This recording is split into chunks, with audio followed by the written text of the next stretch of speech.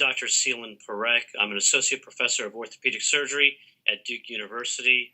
I am an early adopter of a lot of wearable technologies and implementing them in the operating room. One of the challenges we have in the U.S. is that we are very, very strict with privacy issues. And because of that, we cannot really surpass, or we can't really optimize the usage of wearable Google Glass in the operating room. So it means in the operating room, I'm really using it as its most basic function, which is just as a recording device to record my surgeries and archive my surgeries. Oftentimes, I'll share those pictures and videos with patients. I'll use those pictures and videos for teaching, for lectures. Use them even as still shots in publications that I have. Oh, wow. I do a lot of charity work outside the U.S., and so outside the U.S., I actually optimize the usage of Google Glass even more.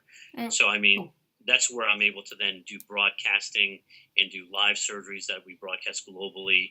We can actually even do some consultations live with surgeons from around the world, where I'm in India operating, and we can bring in any surgeon from around the world to watch and give advice as what we're doing. So that's kind of the cooler part to Google Glass when we're outside the U.S. Only when you're outside.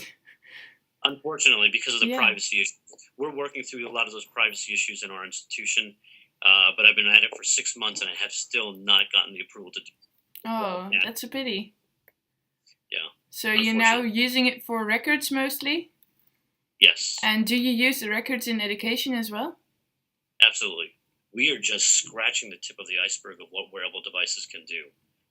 As we start refining them, we work through privacy issues, we get better devices. We're going to be able to do some really amazing things, both in the operating room and in the clinics where we're seeing patients. Yeah, so a bright future is looking to us, actually. That's right. For me, the best part of wearable devices is going to be when we fully utilize the potential where we use glass, or not just glass, but all these wearable devices, not only to record and transmit information, but we're really using it to elevate the care of patients and making patient care more efficient, more effective, and to be able to elevate the quality of care globally. You know, if you think about wearable devices and you think about things like glass, like the Apple Watch, like all these new apps that are coming out, as a surgeon in the U.S., I'm able to take care of patients globally now. I mean, I have the basic tools to do that.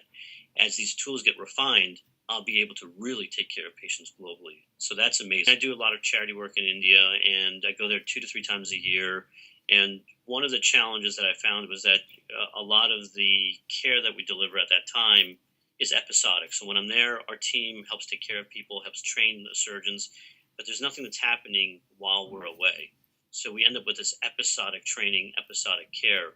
And so I was looking for a way that we could do training, educating, and even patient monitoring throughout the whole time, even when I was here in the U.S. So at that same time, Google announced that, hey, we have this, glass device that we are accepting applications for early explorers.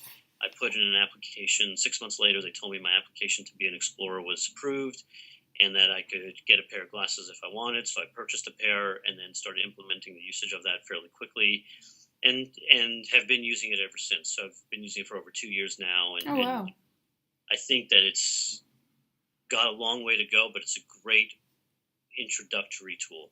And what do patients think about this? Do you tell them you're going to be using it for their operation?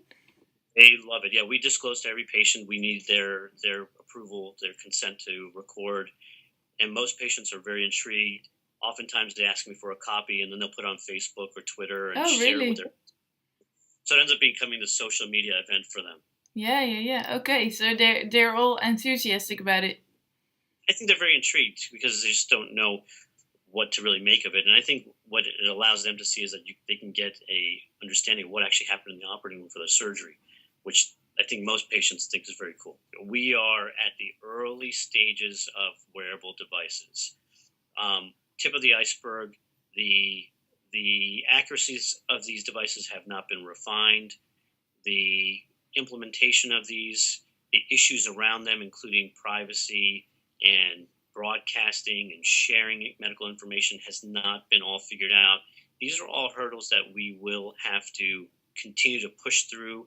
There's going to have to be pioneers in the medical world who says, hey, we want this in our clinics, our operating room. We want this to help take care of patients. And we're going to have to figure out protocols to implement these devices. But by no way should anybody think that these devices will not be integral to the delivery of care. These are here to stay, and they're going to be refined, and they're going to revolutionize the way we take care of patients.